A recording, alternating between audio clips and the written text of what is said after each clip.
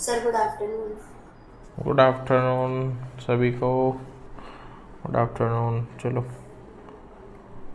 आज हम सबसे पहले करने वाले हैं Lokpal.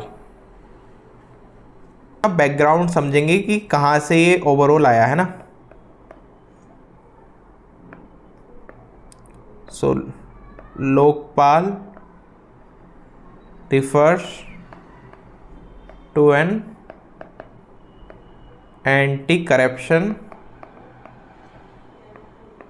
authority or ombudsman set up at the central level in India। ठीक है। और ओ आर ओम्बड्समैन OMBUDSMAN। ये बेसिकली मतलब एक लोकपाल का ही कह सकते हो, सिनोनियम टाइप आप समझ सकते हो इसको, कि मतलब एक ऐसा अधिकारी जो दूसरों के करप्शन पर नज़र रखता है, ऐसा कुछ आप इसका मतलब समझ सकते हो। OMBUDSMAN, ठीक है। ओम्बड्समैन। अब प्रीलिम्स के लिए इम्पोर्टेंट चीज़ लिखना, क्योंकि आपसे पूछा भी जा सकता है कि इसका आइडिया कहाँ से आया था फर्स्ट टाइम। तो the idea was first proposed इन 1963, और किसके द्वारा वो भी याद रखना है, मोरारजी MORARGI मोरारजी देसाई, ठीक है। और कैसे, ड्यूरिंग पार्लियामेंट्री डिबेट। क्लियर है। इसका जो मतलब ये वर्ड है, तो इसका संस्कृत वर्ड से ड्राइव होता है, जिसमें से लोक का मतलब आप समझ सकते हो पीपल, और पाला का मतलब प्रोटेक्टर। तो ओवरऑल इसका मीनिंग क्या हो जाएगा, प्रोटेक्टर ऑफ पीपल।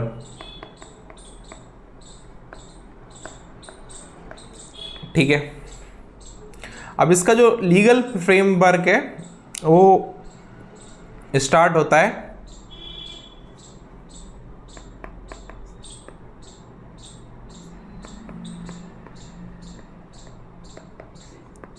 मतलब कि अब ऐसे, मतलब जैसे मान लो पार्लियामेंट में बोल लो या फिर स्पीच दे लो नेताओं की तरह, लेकिन उससे वो नहीं होगा ना फाइनल।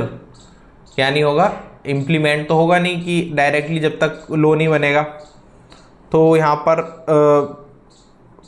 जो ये क्या हो रहा है इसमें, जो एक्ट आता है द लोकपाल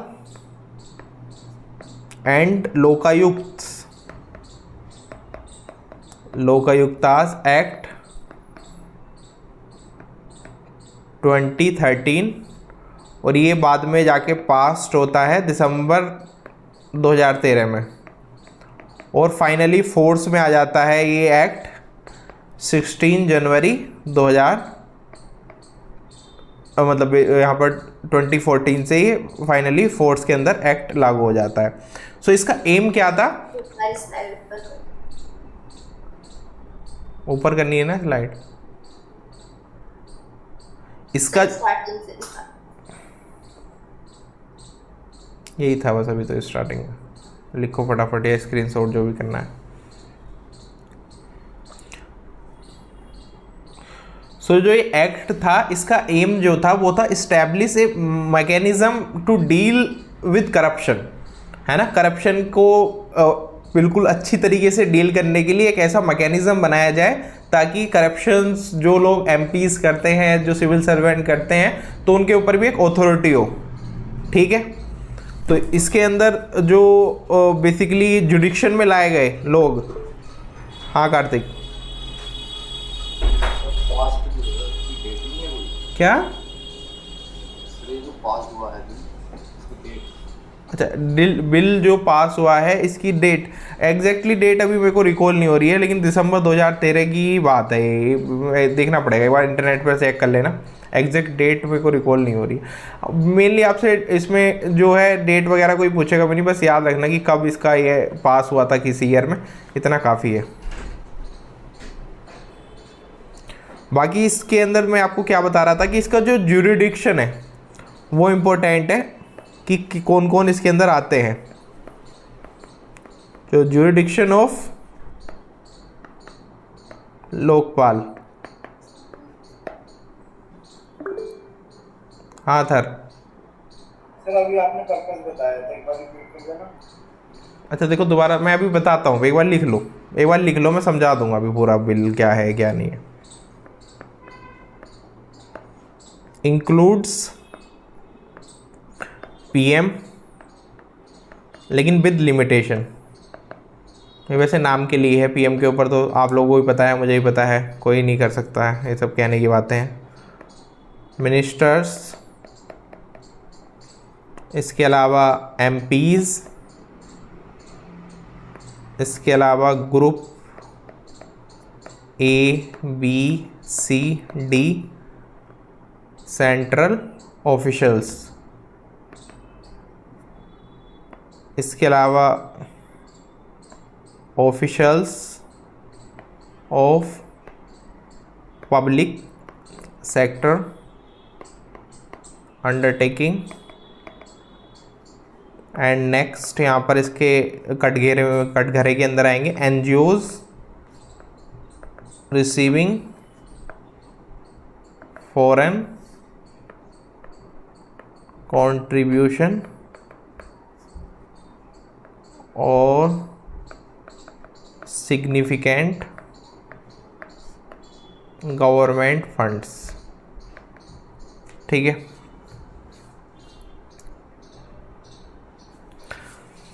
सो इसका ज्यूरिडिक्शन हो जाएगा। अभी लिखते रहना, मैं अभी और आपको भी पूरा बताता हूँ। इसके अलावा इसका स्ट्रक्चर कैसा होगा, स्ट्रक्चर ऑफ लोकपाल, तो इसके अंदर ये एक मल्टी मेंबर बॉडी है। कैसी है, मल्टी मेंबर बॉडी, यानी कि एक आदमी डिसीजन नहीं ले सकता है। यहाँ पर क्या रहेगा, एक चेयरपर्सन रहेगा इसके अंदर, 1 चेयरपर्सन। और ये चेयरपर्सन कौन होगा, ये करंट सीजीआई भी हो सकते हैं, और इसके अलावा एक तरह से सुप्रीम कोर्ट के कोई जज भी हो सकते हैं, और अदर पर्सन भी कोई हो सकता है जो कि इनके इक्विवेलेंट हो। ठीक है,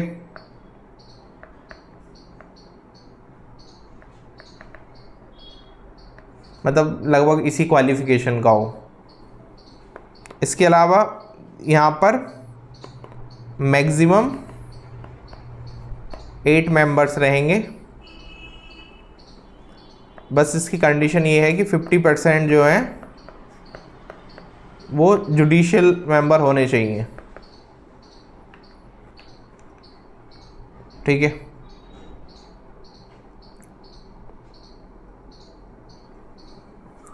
अभी इतना लिख लिया, उसके बाद मैं पहले बता देता हूँ, फिर आगे बढ़ते हैं। इसमें इसके पावर एंड फंक्शंस क्या क्या हैं।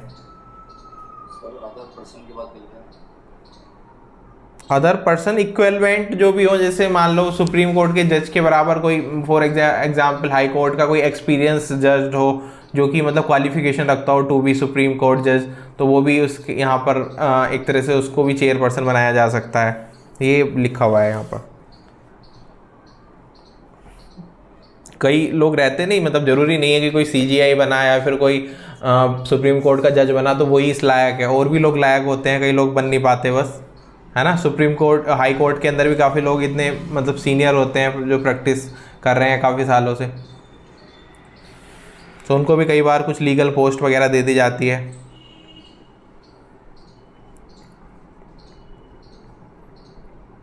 सो देखो, हम पढ़ रहे थे लोकपाल। सबसे पहले समझो कि लोकपाल है क्या। तो लोकपाल एक बेसिकली एक कह सकते हैं कि एक पूरी बॉडी बनाई गई कुछ मेंबर्स की, कि जो कि बेसिकली एंटी करप्शन अथॉरिटी रहेगी।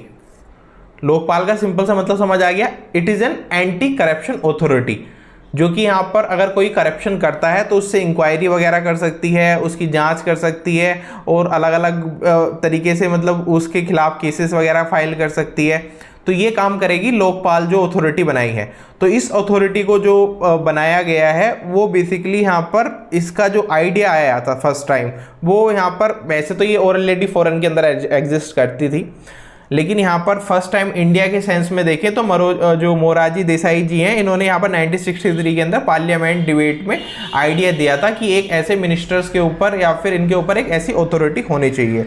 ठीक है, इसके अलावा मैंने आपको बताया कि जो ये टर्म है लोकपाल कहाँ से आया है, तो लोक का मतलब होता है पीपल, पाला का मतलब होता है प्रोटेक्टर, की प्रोटेक्टर ऑफ पीपल। ठीक है, उसके बाद हमने कहा कि चलो बात तो चल गई कि देश के अंदर बात हो गई कि हम ऐसा ना लोकपाल बनाएंगे, लोकपाल ऐसा करके एक पूरी की पूरी अथॉरिटी होगी जो ये काम करेगी। तो अब इसको लीगली उतारने के लिए हमें, आप लोगों ने देखा होगा इस टाइम पे काफ़ी सारा विरोध वगैरह हुआ था, वो सुना है उसका कुछ केजरीवाल की कहानी और वो सब की, जब उस टाइम पे लोकपाल बिल के लिए झगड़ा चल रहा था और ये करो वो करो, जब करप्शन के बहुत ज़्यादा केसेस आ गए थे, याद है किसी को? अभी इतने बूढ़े तो तुम लोग हो नहीं, तुम्हारे को याद होना चाहिए, न्यूज़ देखते हो तो थोड़ा बहुत। मतलब कुल मिला के यही था ना कि एंटी करप्शन फ्री इंडिया होना चाहिए, इतने मूवमेंट्स वगैरह चले थे इंडिया के अंदर, विरोध हो रहा था, तो वही सब इसी के लिए हो रहा था कि इस बिल को पास करो, इस बिल को लेकर आओ। ये बिल का, इस बिल के ऊपर बहुत झगड़े चले और इवन इस बिल को पास होने के लिए समाजवादी पार्टी ने तो पूरी तरह से जोर लगा दिया था कि पास ना हो। इवन उसने जब ये राज्यसभा से पास हो रहा था और उसमें हो रहा था तो बहुत ज़्यादा समाजवादी पार्टी अकेली पार्टी थी जिसने इसका खुलकर विरोध किया था। तो यहाँ पर कुल मिला के लोकपाल जैसे तैसे करके यहाँ पर पास हो जाता है दिसंबर 2013 के अंदर, और उसके बाद फाइनली ये फोर्स में आ जाता है 16 जनवरी 2014 से। एक तरह से ये फोर्स के अंदर आ गया, अब ये लागू हो गया है देश के अंदर कि लोकपाल यहाँ पर एक पर्सन रहेगा।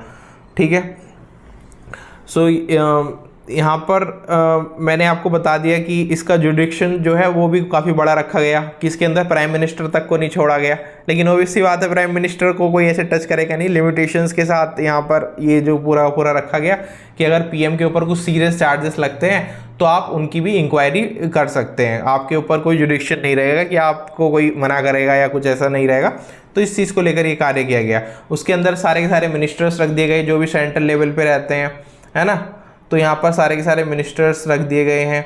और इसके अलावा यहाँ पर जितने ग्रुप A B C के ऑफिसर्स थे, IAS IPS सभी लोग आ जाते हैं इसके अंदर, तो उन सबको रखा गया। पब्लिक सेक्टर्स के अंडरटेकिंग जैसे BSNL का, मान लो BSNL का कोई चीफ है, कौन जो भी मतलब उनके हेड होंगे तो वो भी आ गए, और भी PSUs जो भी होते हैं, सो उन सब की, क्योंकि उनमें भी तो घोटाला हो सकता है ना। इसके अलावा यहाँ पर NGOs जो भी रिसीव करते हैं मोटी मात्रा में जो पैसा रिसीव करते हैं ना USA वगैरह से या फिर बड़ी बड़ी दूसरी कंट्रीज से, तो वो भी कई बार घोटाला वगैरह कर लेते हैं कि मान लो फॉर एग्जांपल पैसा आया WHO की तरफ से, पैसा आया कोई पर्टिकुलरली किसी NGO को फंड दे दिया या किसी को आया वो किसी बच्चों की हेल्थ के लिए, वो भटक गए अपने काम में, तो ऐसे भी तो गड़बड़ कर सकते हैं ना, तो उनके ऊपर भी जांच वगैरह होनी चाहिए उसके लिए भी। तो ये सब इसका वो था ओवरऑल स्ट्रक्चर। फाइनली जो है फिर इसका मैंने आपको बताया यहाँ पर कि इसके अंदर क्या था कि जो लोकपाल का बिल है उसके अंदर यहाँ पर बताया गया है कि ये मल्टी मेंबर एक बॉडी होगी जिसके अंदर एक चेयरपर्सन रहेगा। अब मैं आपको एक चीज़ बता दूँ, ये जो चेयरपर्सन है ये कौन सेलेक्ट करेगा, तो एक हाई लेवल कमेटी जो है प्राइम मिनिस्टर द्वारा बनाई जाती है। एक high level committee prime minister जिसके हेड होते हैं वो रिकमेंड करते हैं कि ये पर्सन जो है चेयरपर्सन बनेगा। समझ आ रही है ये बात? लोकपाल कौन बनेगा, तो लोकपाल का हेड बनेगा वो जिसको प्राइम मिनिस्टर अपनी एक हाई लेवल कमेटी बनाएंगे जिसके अंदर मेंबर ऑफ अपोजिशंस वगैरह भी रहते हैं, और स्पीकर ऑफ लोकसभा होते हैं, लीडर ऑफ अपोजिशन होते हैं, चीफ जस्टिस होते हैं। जैसे इसकी सेलेक्टिंग कमेटी की अगर हम बात करें, सिलेक्शन कमेटी, तो इसके अंदर आ जाएंगे कंपोज्ड ऑफ PM, इसके अलावा CGI, leader of opposition, and इसके अलावा CGI का हो गया, PM हो गया, लीडर ऑफ अपोजिशन हो गया, हाँ स्पीकर ऑफ लोकसभा,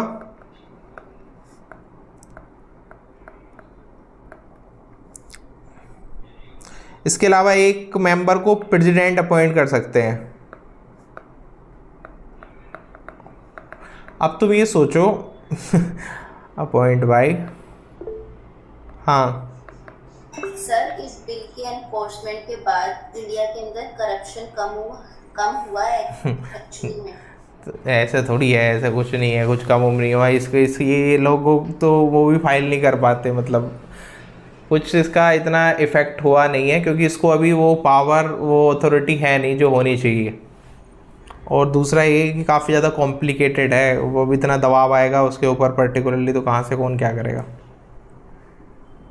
तुमने सुना आज तक कि इसने पर्टिकुलरली किसी एमपी के ऊपर केस चलाया हो और उसको सज़ा हो गई हो या कुछ ऐसा? लेकिन ये लोगों को दिखाने के लिए होता है कि देखो तुम लोकपाल लोकपाल गा रहे थे, अब लोकपाल आ चुका है।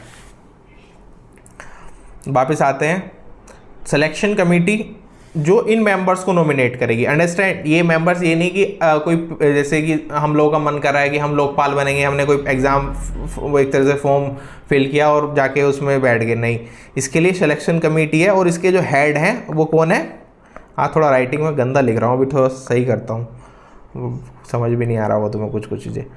हेड कौन है इसके? पीएम। अब तुम लोग इसमें समझो, इसमें वो किसके होंगे, वोट किसके ज़्यादा लग रहे हैं तुम्हें? मान लो फॉर एग्जांपल एक ये चुन्नू है, ये एक प्राइम मिनिस्टर का फेवरेट है, और एक ये दूसरा कहीं लीडर ऑफ पोजिशन का फेवरेट है। अब तुम इसमें सोचो कि ये लोग डिसीजन कैसे लेंगे, ये लोग कैसे डिसीजन लेंगे,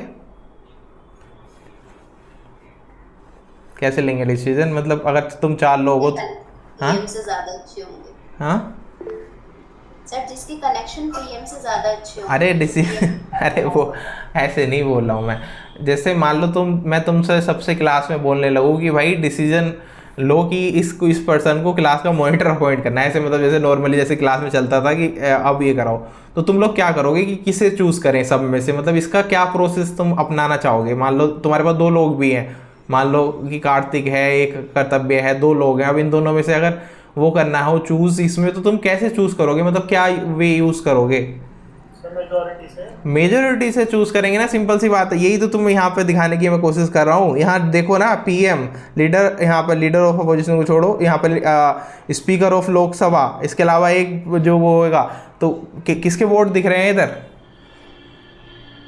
किसके वोट दिख रहे हैं ज़्यादा? पीएम के। तो यही मैं तुम्हें समझाने की कोशिश कर रहा हूँ। तो इसके अंदर ये दिक्कत है। सेम चीज़ अभी वो उस पर नहीं की गई थी, वो कोलेजियम या कुछ आया तो था जिसको सुप्रीम कोर्ट ने वापस से रिजेक्ट कर दिया था। तो यही सेम घोटाला इसके अंदर है। अब मान लो सेम उसका पीएम अगर सेलेक्ट करेगा तो कहीं ना कहीं ट्रांसपेरेंसी को लेके सवाल उठ जाएंगे ना इस चीज़ को लेके, क्योंकि यहाँ पर तो ऑलरेडी जो है करंट गवर्नमेंट का वो ज़्यादा है दबदबा। तो ये सभी के लिए है, कोई ऐसा नहीं है कि पर्टिकुलर किसी गवर्नमेंट के लिए है या कुछ है, लेकिन गवर्नमेंट वाले अपना वो होल्ड रखना चाहते हैं इन सब चीज़ों पे। ऐसी एक बार बात चली कि जो पुलिस है उसको आज़ाद कर देते हैं, या फिर मतलब उसको कुछ ऐसा था कि मिनिस्टर्स वगैरह के अंडर से हटाते हैं। तो कई मिनिस्टर्स अड़ गए थे इस बात के ऊपर कि ऐसे कैसे, अगर ये हटा दिया तो फिर हमारे पास बचेगा ही क्या, हम धमकाएंगे कैसे किसी को है ना? अगर किसी ने वो पुलिस ही हटा दी तो कैसे काम चलेगा फिर? पुलिस की पावर ही तो है सरकार के पास, स्टेट गवर्नमेंट्स के पास एक पावर जो है जिससे वो लोगों को परेशान कर सकते हैं, वो पुलिस ही है। इसके अलावा तो कोई उनके पास है नहीं कुछ, किसका क्या ही कर लेंगे बाकी। सो यही था इसका कुल मिला के सिलेक्शन पूरा का पूरा। एंड पावर्स, इसकी पावर एंड फंक्शंस भी थोड़े से जान लेते हैं। लिखता हूँ, थोड़ा सही से लिखता हूँ। इतना सभी को क्लियर है ना? इतनी बात तो सभी को समझ आ गई होगी अभी, आई थिंक।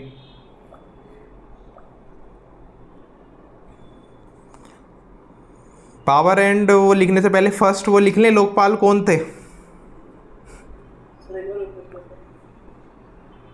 अभी भी ऊपर कर दो। इसमें तुम लोग इतनी देर से लिखते क्या हो? लिखो भाई फटाफट, आशीष फटाफट।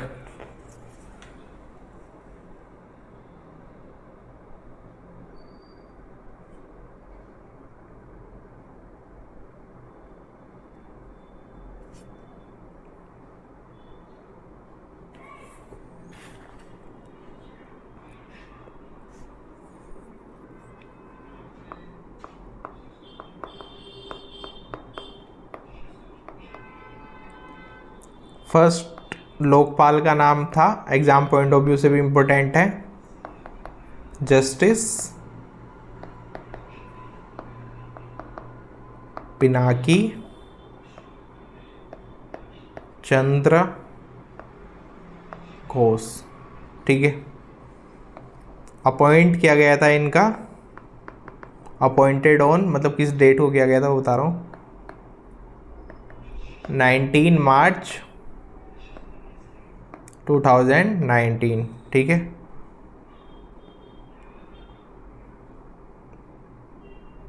ये कौन थे? ये एक फॉर्मर जज रह चुके थे सुप्रीम कोर्ट के। हाँ, घोष है, GHOSE।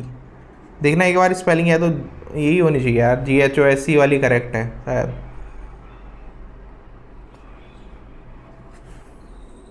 हाँ, मैं बता रहा था आपको इनका बैकग्राउंड क्या था। तो ये एक सुप्रीम कोर्ट के फॉर्मर जज रह चुके थे। इसके अलावा इससे पहले नेशनल ह्यूमन राइट्स कमीशन के मेंबर रह चुके थे। ठीक है, और किसने इनको अपॉइंट किया था? किसने अपॉइंट किया था? अभी हमने पढ़ा कि कौन इनको अपॉइंट करा था, प्रेसिडेंट ने। मतलब जो इसकी ऑफिशियल अपॉइंटमेंट करेंगे वो मतलब एक तरह से कर तो सरकार ही रही है, लेकिन as a head of state इनको अपॉइंट करेंगे president on the recommendation of, किसकी रिकमेंडेशन पर? हाँ, PM। सो वो कौन थे उस टाइम पर? जल्दी से नाम बताओ। मोदी जी। अरे PM नहीं, प्रेसिडेंट। वो तो मोदी जी चलते हुए आ रहे हैं तब से, कोई तो ये तो बच्चा भी बता देगा। रामनाथ कोविंद। हाँ, तो कोई पूछ ले एग्जाम के अंदर कि फर्स्ट जो लोकपाल थे वो किसने नियुक्त करे थे, तो रामनाथ कोविंद जी ने यहाँ पर नियुक्त करे थे। ठीक है, मैंने आपको बता दिया ये सुप्रीम कोर्ट के फॉर्मर जज थे 2017 के अंदर, और यहाँ पर NHRC यानी कि नेशनल ह्यूमन राइट कमीशन के मेंबर भी रह चुके थे। ठीक है, और देखो तो मैं मज़े की बात बताता हूँ, 2014 के अंदर ये सब हो चुका था, मतलब कि सब कुछ हो चुका था, लेकिन अपॉइंटमेंट कब हुआ? सोचो कब हुआ होगा अपॉइंटमेंट? अभी मतलब क्या बता रहा हूँ मैं, 2019 के अंदर जाके लोकपाल नियुक्त हो रहे हैं। और जो 7 नहीं थे, शायद 8 थे, हाँ 8 जो न्यूली अपॉइंट मेंबर्स हैं वो जो है कुल मिला के इनको अपॉइंट होते होते यहाँ पर यही मतलब 2019 का टाइम हो गया, और 27 मार्च 2019 से जो है इनका ऑफिस स्टार्ट हुआ है। तो 5 साल यही ऑफिस बनाने में लग गए होंगे, है ना। तो इंडिया के अंदर डिले करने का क्या तरीका होता है कि कोई कानून बन गया, अब उस पर धीरे धीरे काम चलेगा। अब कुछ साल में कहेंगे कि इतने साल में कोई केस सोल्व नहीं हुआ, अब इनका जो फर्स्ट केस आएगा वो आएगा 2050 में। मतलब ये मजाक में बोल रहा हूँ मैं कि इनका जो फर्स्ट केस वो होगा वो अभी कुछ 2050 में जाके होगा, क्योंकि स्लो चलता है ना इंडिया के अंदर इतना पूरा का पूरा काम। सो कुल मिला के इनका जो ऑफिस स्टार्ट हुआ है वो 27 मार्च 2019 से इनका ऑफिस जो है स्टार्ट हुआ है। ठीक है, इसमें आई थिंक 8 मेंबर्स के नाम लिखवाने की आवश्यकता है नहीं, क्योंकि इसमें लिखने को वो चाहे तो लिख सकते हो, लिखवाने हैं तो बताओ, नहीं लिखवाने तो आगे चलते हैं।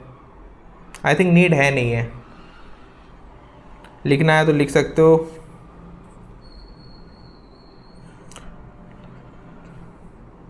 ये ऑप्शनल है तुम्हारे लिए, लिखने हैं तो लिख लो।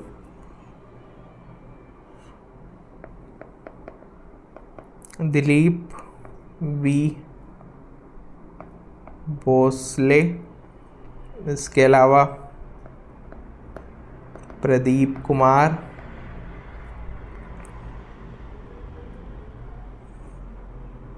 इसके अलावा अभिलाषा कुमारी, इसके अलावा अजय कुमार,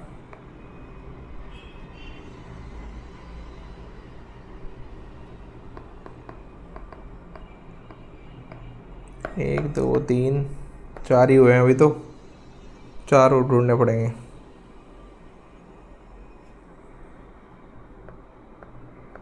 अर्चना,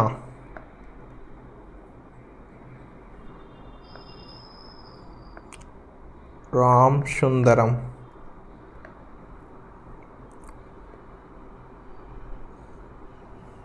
कोई स्पेलिंग समझ नहीं आए तो बता देना। दिनेश कुमार,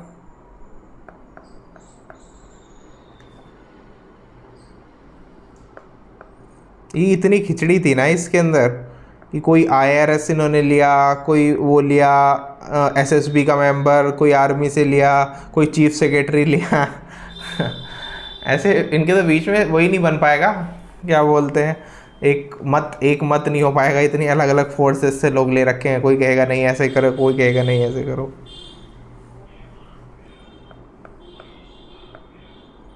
इंद्रजीत प्रसाद,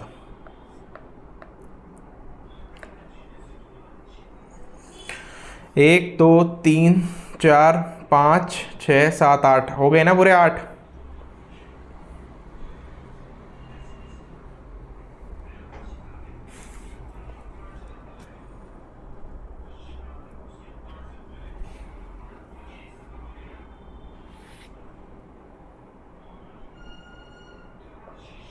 ठीक है,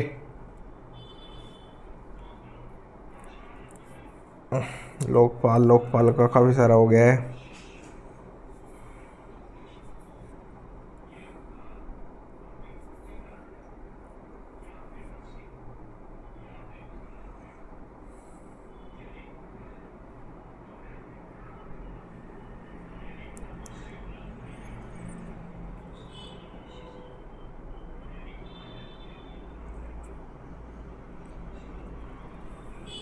अच्छा कभी पूछ लेना इसमें से थोड़ा डिटेल में, मैं इसलिए बता रहा हूँ, ये थोड़ा सा मतलब इससे क्वेश्चन आ जाता है कभी कभी, और पिछले कुछ सालों में क्वेश्चंस UPSC तो पूछ रहा है, और बाकी UP PCS वगैरह में भी आपके में भी हो सकता है इन फ्यूचर आ जाए।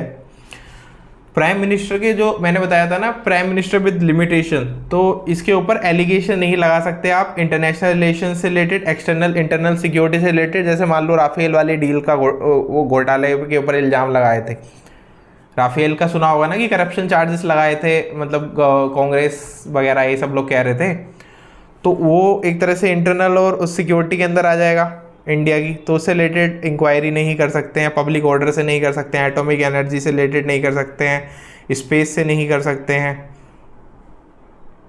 और इसके अलावा इंक्वायरी जो है उसके लिए भी बहुत मतलब कॉम्प्लिकेटेड प्रोसेसेस हैं कि आप उसके लिए फुल बेंच का अप्रूवल होना ज़रूरी है। मतलब जैसे 8 और 9 लोग हो गए टोटल, तो 9 के 9 का अप्रूवल, बिल्कुल एक एक व्यक्ति का वोट होना ज़रूरी है, राइट टू वोट, है ना। पूरे के पूरे 9 लोग इस चीज़ के फेवर में रहेंगे कि हाँ प्राइम मिनिस्टर पर कार्रवाई करो, तभी ये काम चलेगा। और सारी की सारी चीज़ें जो है वो कैमरा के उसमें होंगी, कैमरा होना चाहिए उस चीज़ के लिए, वहाँ पे कैमरा रहेगा, कैमरे के सामने सब चीज़ें होंगी। तो बहुत ज़्यादा कॉम्प्लिकेटेड है, अगेन वो जस्ट नाम के लिए बनाया गया है और कुछ नहीं है, फालतू की सब बात है, ठीक है।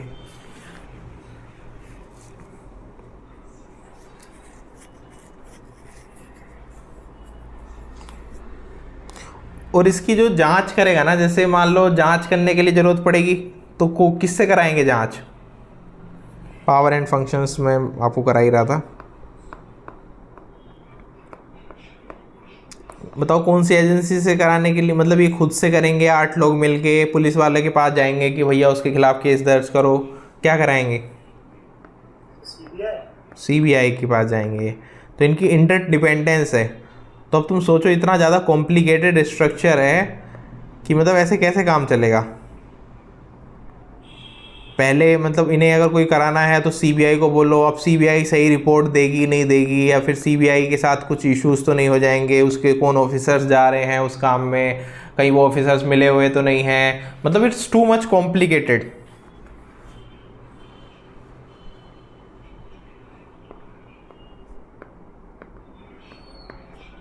क्योंकि किसी भी प्लान का मतलब किसी भी तुम्हें अगर ऐसे सीक्रेट, क्योंकि ये चीज़ें ऐसे नहीं पकड़ी जाती, कोई भी तुम देखो अगर मूवीज़ वगैरह में भी दिखाते हैं, कोई भी प्लान सक्सेस होने के लिए उसका सीक्रेट होना बहुत ज़रूरी है, कि सीक्रेट रहेगा जितना ज़्यादा, अगर किसी बड़े व्यक्ति से रिलेटेड है तो वो तभी वो सक्सेसफुल हो पाता है। अदरवाइज़ तो अगर इतना ज़्यादा लोग उसके अंदर इन्वॉल्व हो जाएंगे तो फिर तो वो कॉम्प्रोमाइज़ होना ही होना है।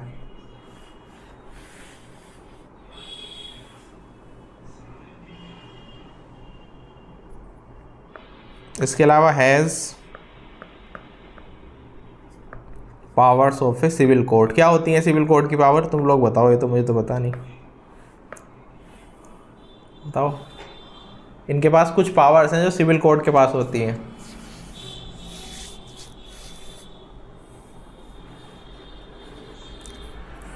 सर समन करना, डॉक्यूमेंट मंगाना, सर्च वगैरह के ऑर्डर्स देना। हाँ, ये काम ही खुद से कर सकते हैं। ठीक है, चलो काफ़ी हो गया है ये। आई थिंक इसमें से कुछ रह तो नहीं गया आप लोगों का, मैं देखता हूँ एक बार।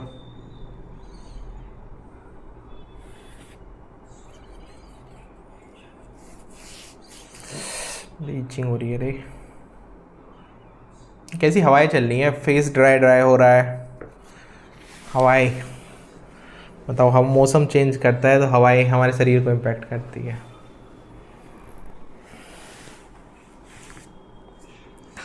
चलो, अच्छा, अगर मान लो आपसे मेंस के अंदर क्वेश्चन आ गया, होपफुली आप में से कुछ लोग कभी तो लिखेंगे ही मेंस। सो मेंस के अंदर क्वेश्चन आ गया कि इसके लोकपाल के बारे में एक पूरा का पूरा अच्छे से इसके चैलेंजेस बताओ, इसके क्या प्रोसेस थी, अपॉइंटमेंट प्रोसेस, तो चलो वो तो सबने आपने जान लिए क्या क्या था।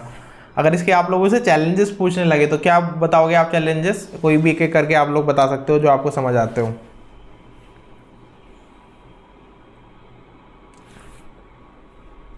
पॉलिटिकल इन्फ्लुएंस, ठीक है, बाकी लैक ऑफ नॉलेज या अवेयरनेस भी कह सकते हैं सर। बाकी लोग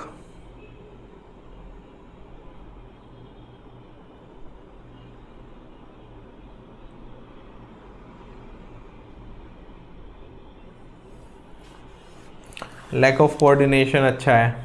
इसमें आगे लिख सकते हैं कि dependency on CBI and other agencies, है ना, कि कोई किसी का केस करना है, वो करना है तो उस पहले उनको सीबीआई वालों को भेजो, फिर वो कहीं बेचारे वो सीबीआई का केस वैसे भी किसी कोई केस होगा जो जल्दी सॉल्व हो जाता है, वरना तो 5-10 साल तो गए उसमें समझो नॉर्मली भी, और वो भी उसके बाद भी रिजल्ट आएगा नहीं आएगा इस चीज़ का नहीं पता। सो मोटा मोटा आप लोगों का भी सही है सबका कि यहाँ पर अगर और ज़्यादा हो तो एक तो इनका सबसे पहले तो interdependency, lack of coordination, interdependency on CBI and other agencies. इसके अलावा states lagging in establish Lokayukta. Lokayukta क्या होता है अभी बताऊंगा। इसके अलावा यहाँ पर है lack of infrastructure and man power. अब जो ये 8 लोग हैं, ये बस 8 लोग हैं भाई, मतलब ये कुछ वो थोड़ी है ये कि मतलब बस इनके पास जस्ट इनको पावर दे दी कि अच्छा तुम जाओ उनसे बात कर लेना, वो तुम्हारी हेल्प कर देंगे।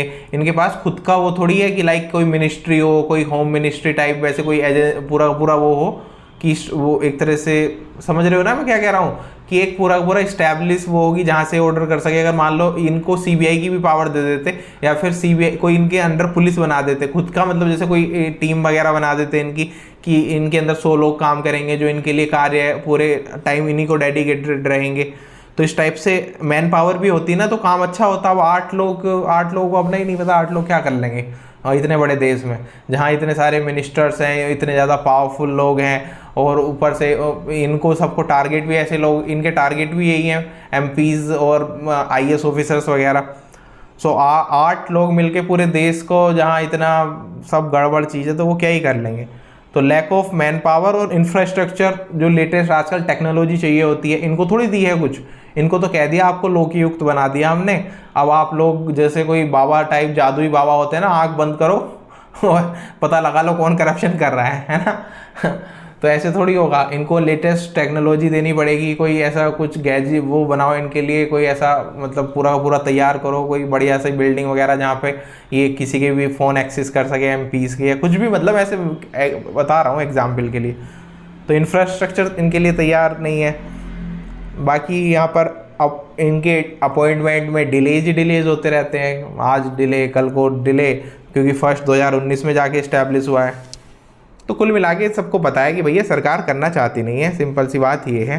वो ये लोगों के दबाव में समझ लो या फिर अपने आप को अच्छा दिखाने के चक्कर में बस ये लोग ये चीज़ करते हैं। नेक्स्ट है यहाँ पर लोकयुक्त। अच्छा, नेक्स्ट है लोकायुक्त। ये वाला ना टॉपिक इंपॉर्टेंट है प्रीलिम्स पॉइंट ऑफ व्यू से भी और मेंस पॉइंट ऑफ व्यू से। यूपी पीसीएस का एग्जाम देने जा रहे हो तो डेफिनेटली, क्योंकि मैंने खुद से क्वेश्चंस इसके देखे हैं और लोकपाल से तो पिछले 2-3 साल से यूपी पीसीएस और जे के अंदर भी क्वेश्चन भी आया था शायद, और अपने यूपी पीसीएस के अंदर भी आ रहा है, तो आपके के लिए भी इंपॉर्टेंट हो जाता है। ठीक है, मतलब कुछ भी इससे जुड़ा कोई भी क्वेश्चन पूछ लेते हैं तो प्लीज़ इसको अच्छे से मार्क कर लेना इस टॉपिक को, कि इसमें को हमें पढ़ के जाना है। जैसे पंचायती राज पढ़ के जाते हैं वैसे इसको भी पढ़ के जाना है अच्छे से। ठीक है, सो लोकयुक्त क्या है? इट इज छोड़ो, इट इज नहीं लिखते हैं, सिंपल लिखें direct on the point state level anti corruption ombudsman. इससे क्या समझे, क्या समझ आया इससे? जल्दी से बताओ, अब तो तुम्हारे सामने लिख दिया मैंने। तो लोकपाल और इसमें क्या डिफरेंस हो गया है? लोकपाल सेंटर के लिए है और ये स्टेट। बिल्कुल, लोकपाल जो है सेंट्रल लेवल पे एक पूरा वो हो गया, समझ लो कि एक पूरे उसका पूरा ऑल इंडिया का काम है, वो पूरा ऑल इंडिया पे कंट्रोल है। और लोकयुक्त हर एक राज्य अपॉइंट करेगा कि भैया अगर कुछ तुम्हारे राज्य में दिक्कत है तो हम अपने लोकयुक्त को कॉल करेंगे, वो पर्टिकुलरली जांच वाच करेगा, जो भी इन्वेस्टिगेशन कंप्लेंट्स आई किसी भी पब्लिक ऑफिशियल के अगेंस्ट, तो वो जिम्मेदारी हो जाएगी लोकयुक्ता की। ठीक है, अब ये क्वेश्चन कई बार एग्जाम्स में आ गया है ऑलरेडी कि फर्स्ट जो लोकयुक्त था वो कौन से स्टेट ने यहाँ पर नियुक्त किया था। ठीक है,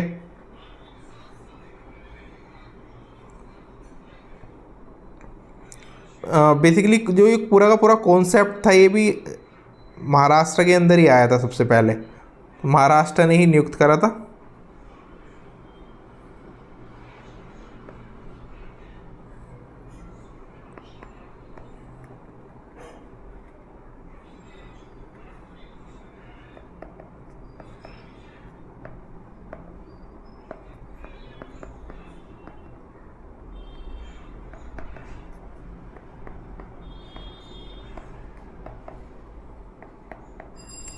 To introduce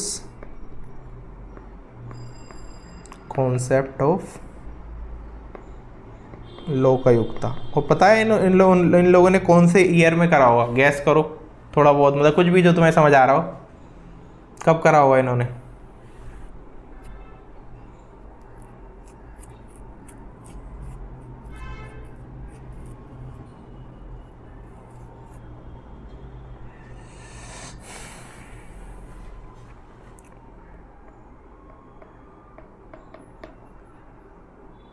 लेकिन बाद में जब एक्ट आया तो एक प्रॉपर फिर स्ट्रक्चर बन गया, फिर सरकार ने कहा कि देखो सभी स्टेट क्या करो, अपना अपना लोकयुक्त वगैरह इस्टेब्लिश करो और बनाओ अपना लोकयुक्त वगैरह, जो भी तुम्हें जिसको भी बनाना है सो वो सब काम करो। इसके अलावा उप लोकयुक्त बनाओ, लेकिन काफ़ी सारे स्टेट्स ने आज की डेट तक भी बनाए नहीं हैं। किसी को कोई जल्दी नहीं है ये सब काम की, कोई बात नहीं, चलता रहने दो, है ना। अच्छा, स्टेट लेवल पे कौन अपॉइंटमेंट करेगा?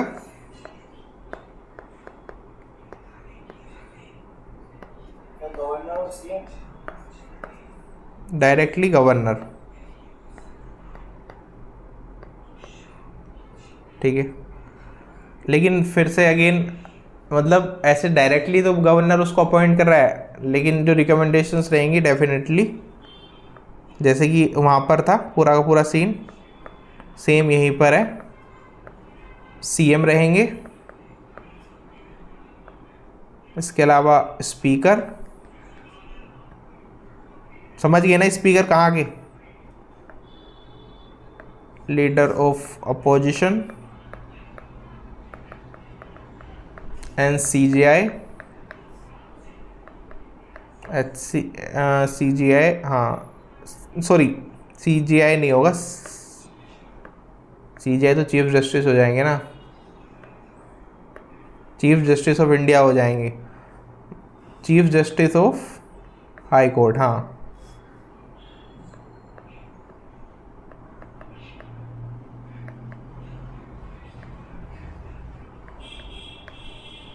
ठीक है, सो इनका जुडिक्शंस कहाँ पर हो जाएगा, अब मैं आगे बार बार लिखवा नहीं रहा हूँ, अब आप लोग इसको रिलेट कर लेना खुद। इसका जुडिक्शंस कहाँ पर हो जाएगा, जल्दी से कोई बताओ, मैं देख तो लूँ तुम्हें समझ आया नहीं आया। सर सीएम और उनके मिनिस्टर, सीएम, मिनिस्टर्स, इसके अलावा एमएलए के ऊपर government officials, PCS officers, etcetera etcetera. ठीक है, तो आई डोंट थिंक ये लिखवाने की आवश्यकता है, लेकिन वही है, अभी तक कोई ऐसा है नहीं।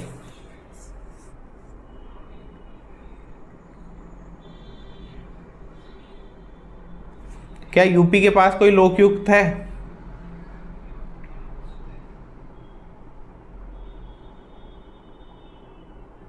जल्दी से बताओ, यस और no. So answer is yes.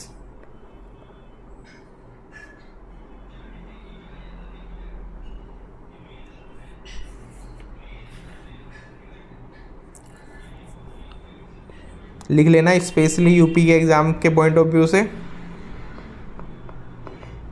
First Lokayukta in Uttar Pradesh, उनका नाम था जस्टिस विशंभर दयाल। 1977 के अप्रोक्स ही अपॉइंट हुए थे। मतलब क्या था, इससे पहले सेंट्रल लेवल पे आने से पहले, जैसे मैंने बताया ना, महाराष्ट्र में आया था, तो इन्होंने अपना छोटा छोटा बनाना स्टार्ट किया था कॉन्सेप्ट। उसके बाद काफ़ी टाइम तक कोई नहीं रहा था, तो सुप्रीम कोर्ट का इंटरवेंशन हुआ था लगभग 2016 के आसपास। हाँ कार्तिक। सर महाराष्ट्र में जो बनाया था उसका नाम क्या है लोकायुक्त? उनके लोकयुक्त का नाम अभी मैं लिखवाता हूँ एक फोटो को।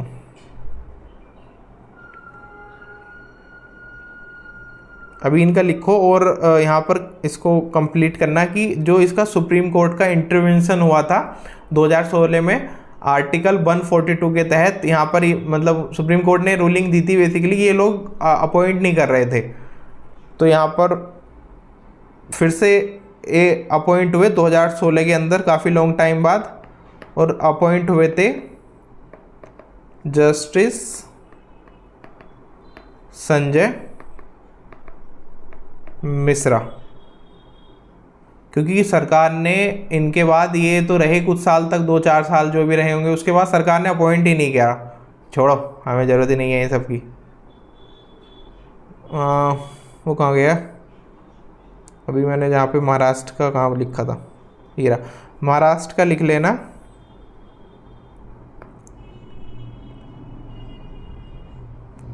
DK त्रिवेदी, ये भी जस्टिस वो ही थे, मतलब जज ही थे, लेकिन यूपी के पॉइंट ऑफ व्यू से यूपी का याद रखना, ठीक है, ये इम्पोर्टेंट है, क्योंकि वो आ चुका क्वेश्चन, अब दोबारा नहीं आएगा। सर महावाले का, अच्छा ये कार्तिक का ही मैसेज पड़ा है पहले, ठीक है। करंट टाइम पे कोई है?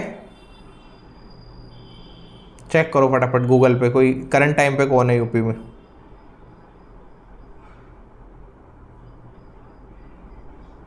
करंट टाइम लोकयुक्त, मैं ही देखता हूँ करंट टाइम का, क्योंकि मेरे को रिकॉल नहीं हो रहा है।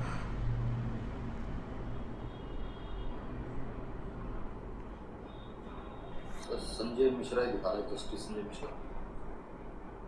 बस तो याद रखना, और एग्ज़ाम से पहले करंट अफेयर्स का पार्ट है। करंट टाइम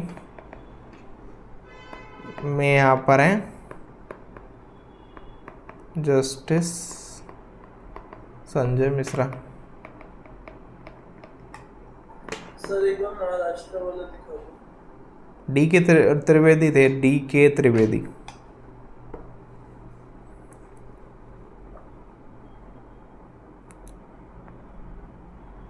लिख लिया करो इस पे, चाहे तो जब नोट्स बना रहे हो तो लिख लो साइड में कि करंट टाइम का चेक करना है जिस भी जब एग्ज़ाम आए, क्योंकि आजकल करंट वरेंट का थोड़ा सा ज़्यादा पूछते हैं ना।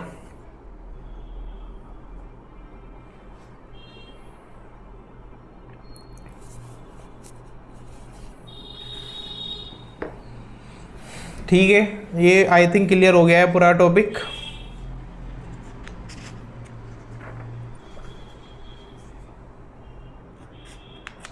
Maharashtra,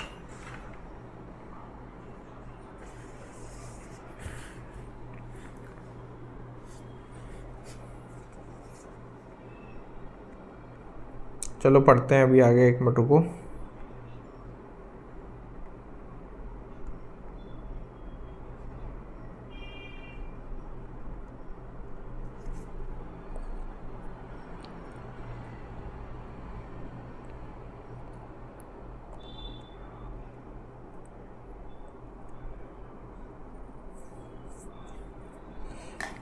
directly union of territories पढ़ाने से पहले आपको इंटीग्रेशन और मर्जर ऑफ इंडियन स्टेट्स एक बार बता देता हूँ, पढ़ा देता हूँ, क्योंकि उससे भी क्वेश्चन आ सकता है और पता भी होना ही चाहिए। कल आप लोगों से जो मैं चर्चा कर रहा था, integration and merger of Indian states. अच्छा, अगर हम बिफोर 1947 देखें तो किस टाइप्स के स्टेट्स हुआ करते थे इंडिया के अंदर? कुछ याद है हिस्ट्री का? दो टाइप के स्टेट हुआ करते थे मेजरली। एक का नाम यहाँ पर बता दिया है कार्तिक ने, प्रिंसली स्टेट, और दूसरे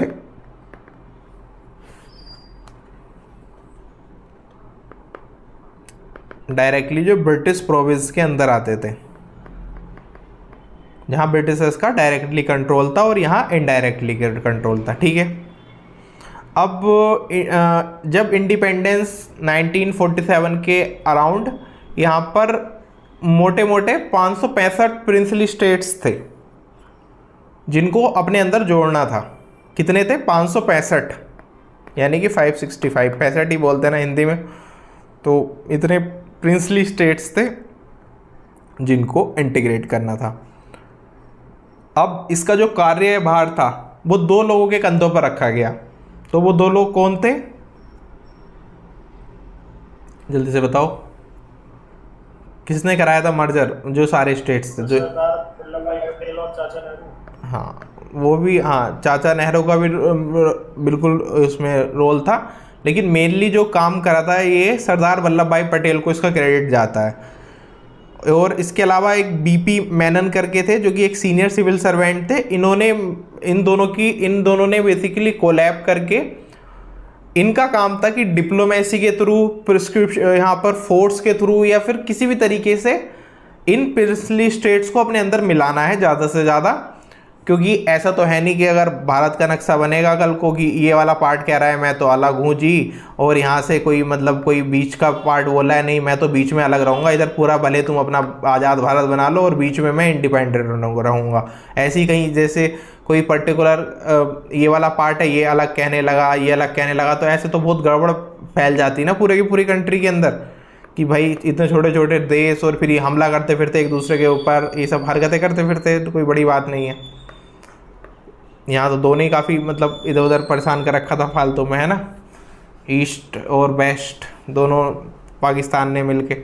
तो यहाँ पर कुल मिला के एक पूरा अखंड यहाँ पर ताकि बने और प्रॉब्लम्स ना हो, तो किसी भी तरीके से डिप्लोमेसी के थ्रू या फोर्स के थ्रू इनको मिलाने का काम जो है सरदार वल्लभ भाई पटेल और बीपी मेनन का यहाँ पर स्टार्ट हुआ। तो यहाँ पर क्या था, जो डॉक्यूमेंट बना उसको क्या बोलते हैं हम, जो मैं कल आप लोगों को कह रहा था, इंस्ट्रूमेंट ऑफ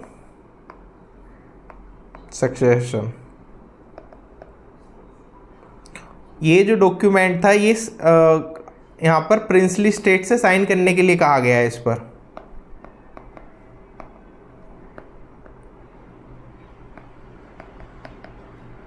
कि भैया चुपचाप इस पर साइन कर दो और इंडियन गवर्नमेंट को ये पावर दे दो कि आपके डिफेंस, इसके अलावा फॉरेन अफेयर्स एंड कम्युनिकेशन, ये जो आप करंटली अब अभी खुद मैनेज कर रहे हो, वो सब कौन मैनेज करेगी? Indian government. जैसे ही आप ये सक्सेशन वाला इंस्ट्रूमेंट साइन करते हो तो इंडियन गवर्नमेंट साइन करेगी। तो मोस्ट ऑफ जो स्टेट्स थे वो तो बिल्कुल साइन करने के पक्ष में थे, लेकिन काफ़ी ज़्यादा कुछ जिद्दी भी थे। तो जिद्दी कौन कौन से थे सबसे ज़्यादा problematic state? Jammu Kashmir. Yes, problematic states में हम देखें तो सबसे पहले नंबर आता है हैदराबाद का। एग्जाम में कई बार पूछ भी लेता है ये हैदराबाद किस ऑपरेशन के तहत मिलाया गया था इंडिया के अंदर? ऑपरेशन पोलो। ऑपरेशन पोलो किया गया और 1948 में, सो बाय पुलिस एक्शन, यानी कि आर्मी भेजी, आर्मी के थ्रू ज़बरदस्ती इसको मिला लिया गया। इसके अलावा जूनागढ़, नवाब जो थे वो कह रहे थे हम तो पाकिस्तान में ज्वाइन करेंगे, लेकिन लोग चाहते थे कि इंडिया में ज्वाइन करें, ऐसा सरकार का कहना है, मुझे नहीं पता बाकी।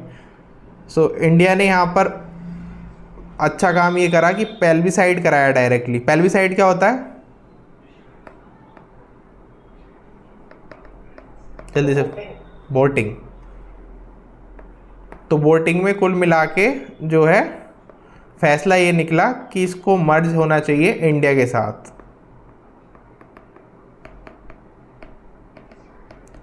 ठीक है, तो ये पेल्विसाइड के थ्रू हो गया। और बाकी कश्मीर की कहानी तुम्हें पता ही है, कोई कहता है कि महाराजा ने करा था, कोई कहता है महाराजा मर गए थे, कोई कहता है महाराजा जिंदा थे, है ना।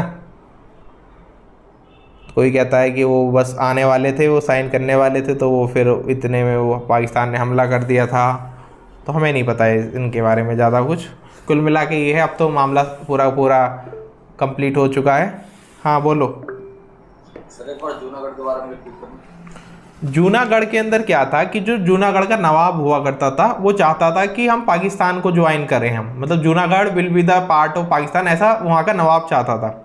ठीक है, लेकिन यहाँ पर फिर पेल्विसाइड किया गया है, क्योंकि वहाँ पर बहुत सारे विरोध हो रहे थे कि नहीं हम पाकिस्तान के साथ नहीं जाएंगे। तो पेल्विसाइड कराया गया, मतलब वोटिंग वगैरह कराएगी, वहाँ के लोगों से पूछा गया कि आप किसके साथ जाना चाहते हैं।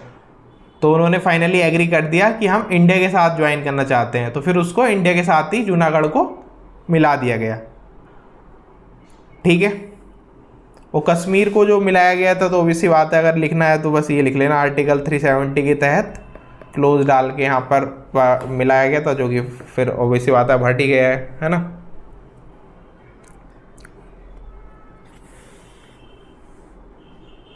इसके अलावा जो यूनियन ऑफ स्टेट्स थे काफ़ी सारे, जैसे राजस्थान हुआ, मध्य भारत हुआ, और इसके अलावा सुसूस्ता और इधर की कोचीन, मतलब ये सब इन्होंने तो खुद ही कह दिया कि हम तो इंडिया के साथ मिलना ही चाहते हैं। ठीक है,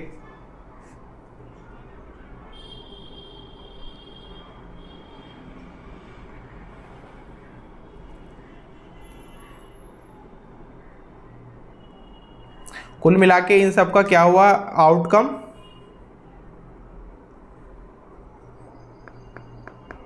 इंडिया क्या हो गया? India became a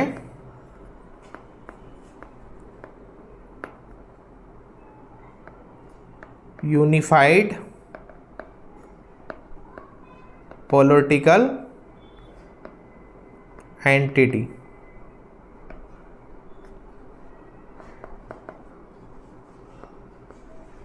insured territorial, और इसमें कोई भी अलग होने का प्रावधान नहीं है। मैंने आपको कल भी बताया था, यहाँ कोई अमेरिका वाली तरह या कुछ ऐसे अलग होने का प्रावधान नहीं है कि आपका मन कर रहा है तो आप अलग हो सकते हैं। आना जाना वाला कॉन्सेप्ट। ठीक है,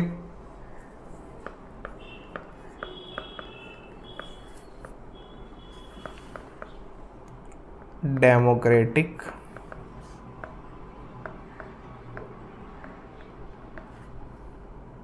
कुल मिला के ये था कि देखो इनके पास कुछ अब बचा बचा तो था नहीं, है ना।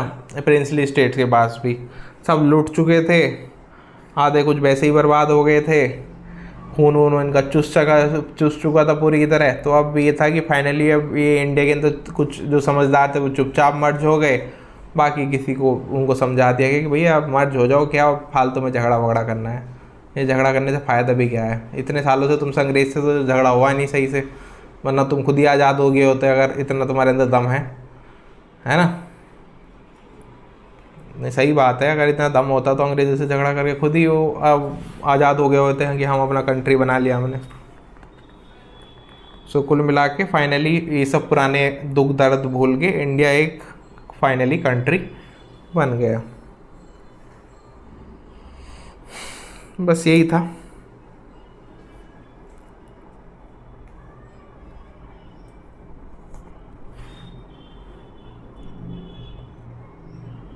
तो अब इंडिया बन चुका है द यूनियंस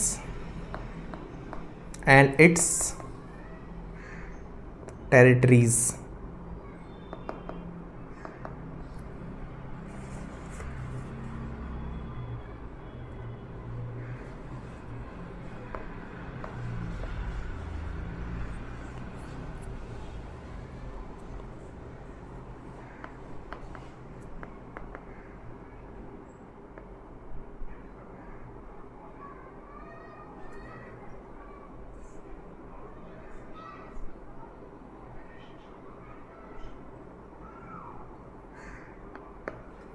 ठीक है, आर्टिकल 1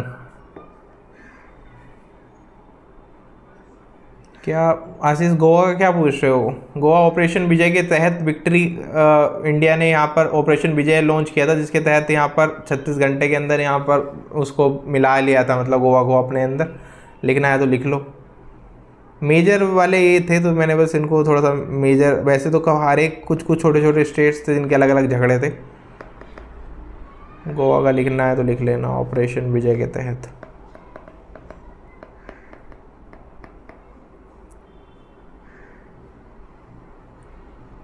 इसके अलावा इसके अंदर कौन कौन सा आ जाता है? गोवा, दमन एंड दीव। तो ये यूनियन टेरिटरी बन गए थे।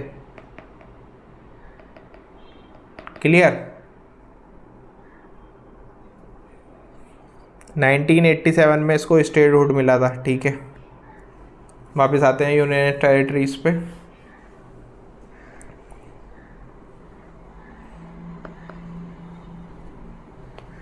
तो क्या कहता है फर्स्ट आर्टिकल? ये तो रटा होता है सभी को, बताओ।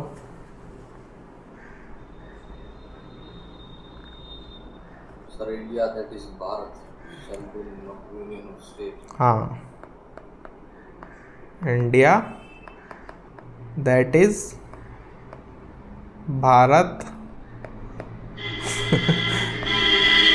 शैल बी यूनियन ऑफ स्टेट्स। कुछ दिन तक इन्होंने कितना ड्रामा किया था ना इस पे भी पीछे कि हम भारत लिखेंगे, हम इंडिया लिखेंगे, और कुछ दिन के अंदर फिर से वो अब कहाँ गया वो लोग इतना ड्रामा करते हैं ना पॉलिटिशियंस। अब कहाँ गया, अब इंडिया लिखते हुए घूम रहे हैं सब जगह।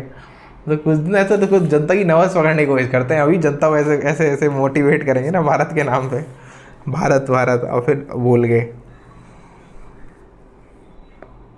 तो India that is word shall be the union of states. तो इंडिया के अंदर क्या है? इंडिया शैल कंसिस्ट, ये मैं आपको सारे आर्टिकल्स नहीं लिखवा रहा हूँ, बस ये एक दो आर्टिकल्स मतलब शुरू के अंदर क्या है, यहाँ पर यूनियन एंड टेरिटरीज किस टाइप से हैं वो हम लिख रहे हैं। पढ़ा दूंगा सारे आपको किसी दिन PDF वगैरह से, एक बार रिवाइज करा दूंगा। याद तो रहते नहीं किसी के भी बस, लेकिन जो भी है करने तो पड़ेंगे थोड़े बहुत। India shall consist of first the territories of the states,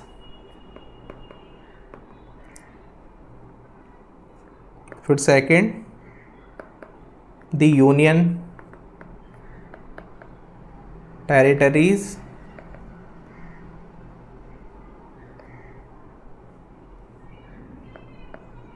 specific in first schedule,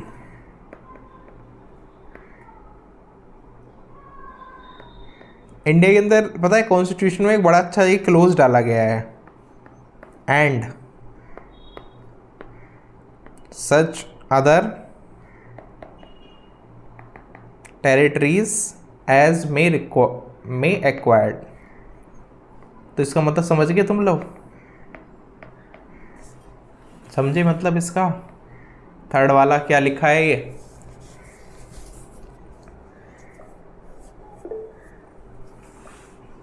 yes, इसका मतलब ये कि इंडिया क्या है कि अगर चाहे तो एक्वायर कर सकता है, कॉन्स्टिट्यूशन इसके लिए मना नहीं करता है।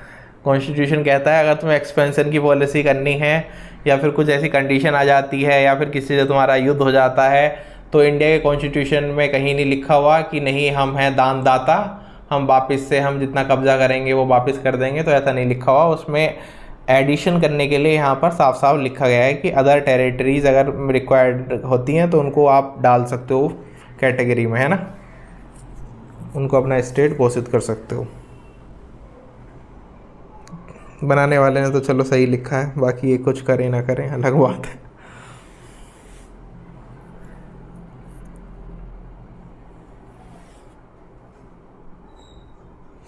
और क्या क्लियर बात लिखी है यहाँ पर? आर्टिकल 1 ऑफ द कॉन्स्टिट्यूशन, बस ये 2-4 आर्टिकल हैं तो थोड़ा सा लिख लो। Describe India as an union of states, not as a federation of states. Clear क्या लिखा हुआ है कि इंडिया इज नॉट ए मतलब India is a union, not a federation of state, ठीक है। And union of India is not result of an agreement. Agreement से मतलब यहाँ ये है कि मतलब ऐसा नहीं है कि कुछ साल के लिए तुमने कोई वो कर लिया हमसे। एग्रीमेंट का मतलब ये होता है ना कि जैसे मान लो तुम्हें रेंट एग्रीमेंट करते हैं हम कि रेंट इतने साल तक हमने मतलब कि हमारा हक है फ्लैट पे, अब हमें कोई जल्दी से भगा नहीं सकता, है ना, रेंट एग्रीमेंट करते हैं। तो ऐसे ही मतलब कोई एग्रीमेंट नहीं है कि बस कि तुमने कुछ सालों के लिए किया है अब तुम्हें वापस से हमें आज़ाद करना पड़ेगा। नोर हैज़ एनी स्टेट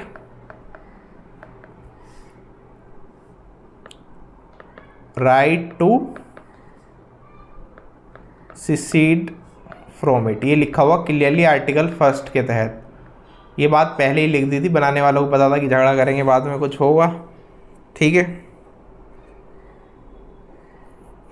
तो इसको यूनियन ऑफ स्टेट्स क्यों बोलते हैं? Because it's indestructible, understand. Federation, इसको फेडरेशन ना बोल के यूनियन ऑफ स्टेट्स, जो ये फेडरेशन है, नहीं मैंने थोड़ा सा गलत बोल दिया, जो ये फेडरेशन है इसको यूनियन ऑफ स्टेट्स इसलिए बोलते हैं बिकॉज इज अनडिस्ट्रक्टेबल, मतलब इसको तोड़ नहीं सकते हैं,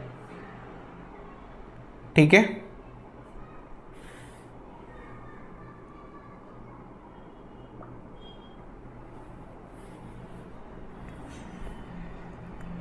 चलो बस एक लाइन लास्ट लिखकर अभी इसको यहीं पर फेडरेशन ऑफ स्टेट और यूनियन ऑफ स्टेट में क्या डिफरेंस है? नहीं, मैं वही कह रहा हूँ, फेडरेशन मतलब वो यूनियन ऑफ स्टेट्स को ही तो फेडरेशन बोल रहा हूँ कि जो फेडरेशन है पूरी की पूरी, जो ग्रुप मतलब टाइप आप समझ रहे हो, वो यूनियन उसका पूरा का पूरा स्टेट्स की यूनियन ही है और कुछ नहीं है वो। सर आपने लाइन लिखवाई है, describe India as a union of state not a federation of state. अच्छा, ये वाली लाइन का मतलब पूछ रहे हो? यहाँ पे फेडरेशन का मतलब ये है जैसे अमेरिका के अंदर फेडरेशन है स्टेट्स की, मतलब वहाँ पर क्या है कि एक पर्टिकुलर एग्रीमेंट के तहत वो उनसे बंधे हुए हैं। एक पॉलिटिकल सिस्टम है जिसके अंदर जैसे मान लो कि यहाँ पर 2 लेवल पे अलग अलग, इनको ऐसे समझो नॉर्मल, मैं बताता हूँ इसको, एक मिनट रुको, इसको हम स्टेट्स इंडिपेंडेंट यूनिट नहीं है। हाँ, इसको ऐसे समझो कि अगर स्टेट अपने लेवल पे चीज़ें नहीं कर सकते कि कल के दिन को हम अपनी सरकार बना रहे हैं, हम हथियार डेवलप कर रहे हैं, फॉरेन अफेयर्स कर रहे हैं, ये सब हरकतें नहीं कर सकते हो आप। तो जो सेंट्रल के सब्जेक्ट्स हैं वो सेंट्रल के ही रहेंगे, ठीक है।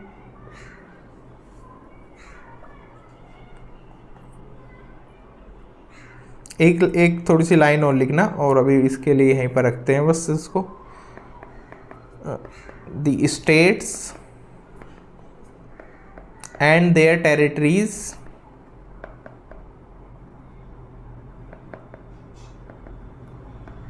Are specified in first schedule to the constitution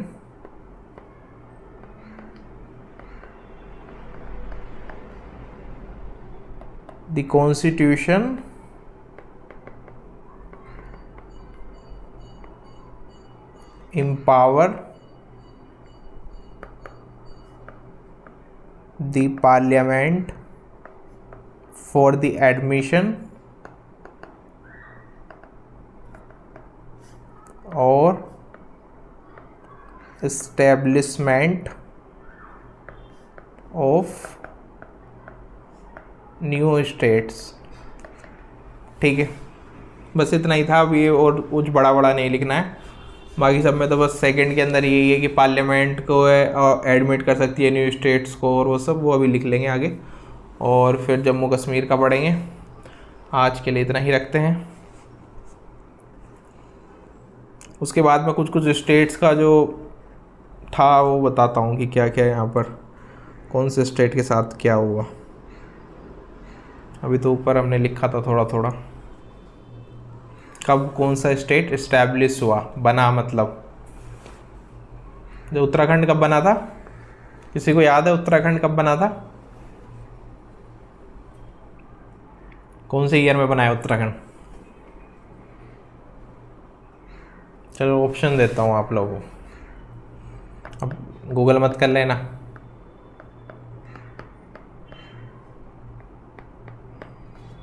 बताओ।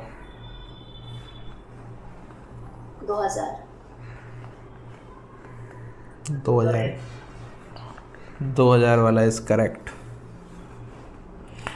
ऐसे ही सबका है। हिमाचल प्रदेश कब बना था? हिमाचल प्रदेश पहाड़ों का, सब लोग पहाड़ पहाड़ गाते हैं ना, हिमाचल प्रदेश ये सब। तो बताओ कब बना है हिमाचल प्रदेश? ऑप्शन लिखता हूँ तुम्हारे सामने।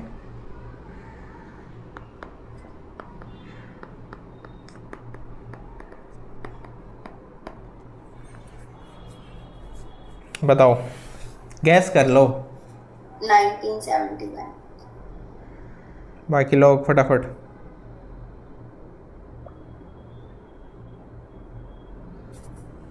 सही है, 1971 में ही बना है हिमाचल प्रदेश। इसके अलावा चलो मणिपुर का भी झगड़ा चलता रहता है, मणिपुर का बताना।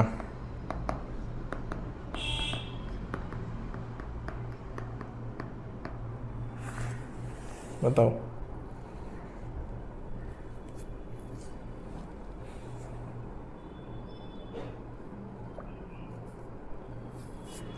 Nineteen 72 correct. ठीक है, मणिपुर बना है। अच्छा, हरियाणा का नाम सभी ने सुना होगा, हरियाणा गाने है ना, तो हरियाणा वालों का बताओ।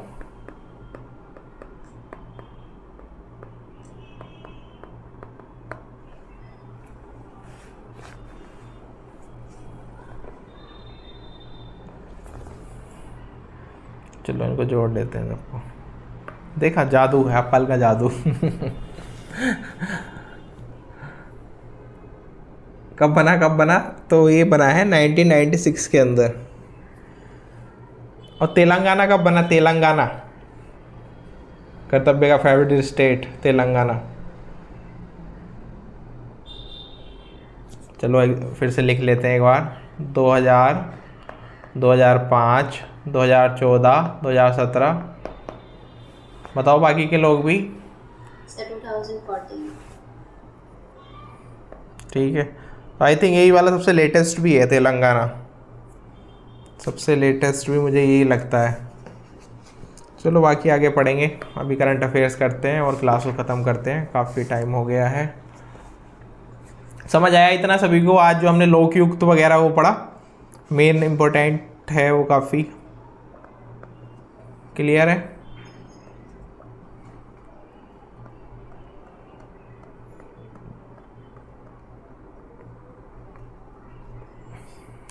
अभी गाड़ी बढ़ाते हैं करंट अफेयर्स की तरफ। करंट अफेयर्स,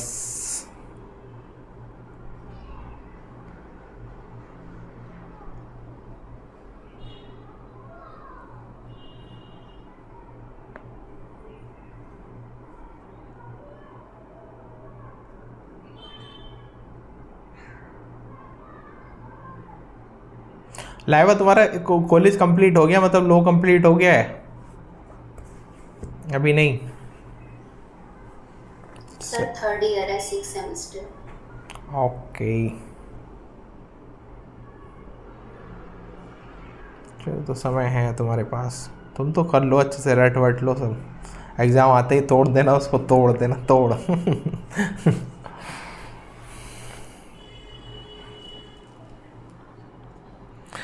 चलो बताइए। वाइब्रेंट,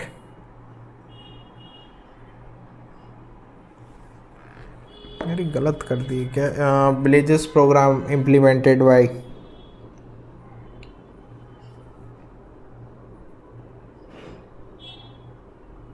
कुछ तो गड़बड़ है दया।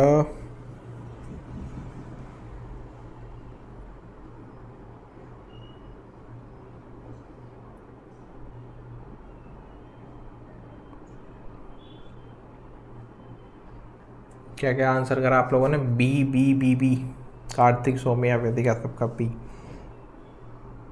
बट बी नहीं है। ऐसे तो एग्ज़ाम में होता है, लगता है ये सही है बट सही नहीं है। Ministry of home affairs, A वाला करेक्ट है। नेक्स्ट है Heard and McDonald island which were seen in the news is located in which ocean. Heard कुछ होगा, पता नहीं, देखो मुझे नहीं पता इसका प्रोनाउंसिएशन, बट ये है कहाँ पर? जहाँ पर अभी यूएस प्रेसिडेंट ने 10% टैरिफ ठोके हैं, इस बात का मुझे पूरा ज्ञान है। Indian ocean. इंडियन ओशियन के अंदर है। मैं पूरी लिस्ट चेक करी किस किस के ऊपर कितने टैरिफ लगाए हैं ट्रम्प ने। पता चला ऐसा हो गया, अमेरिका पूरा ही बर्बाद हो गया 5 साल के अंदर। अमेरिका को बेच रहे हैं सेल पर, चलो सेल पर कि अब फुल लुट चुके हैं, खजाना खाली हो गया है। Next, the international criminal court was establish by which agreement, और ये कहाँ पर है ये भी बताना मुझे। Rome statute. कहाँ पर है जल्दी से बताओ। International criminal court, sir Netherland में ही है।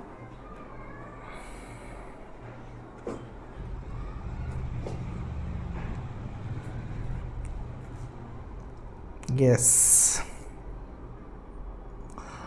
next question, kakan dipaya, a traditional tribal handicraft from Indian state, was recently awarded to geographical indication GI tag।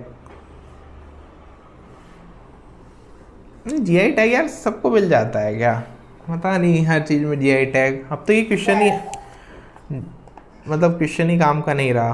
सही है सभी का, सबका नहीं है, बस वेदिका का और यहाँ पर लाइव है गए, ठीक है। Asola Bhati wild life sanctuary lies on which mountain range. Asola Bhati wild life century,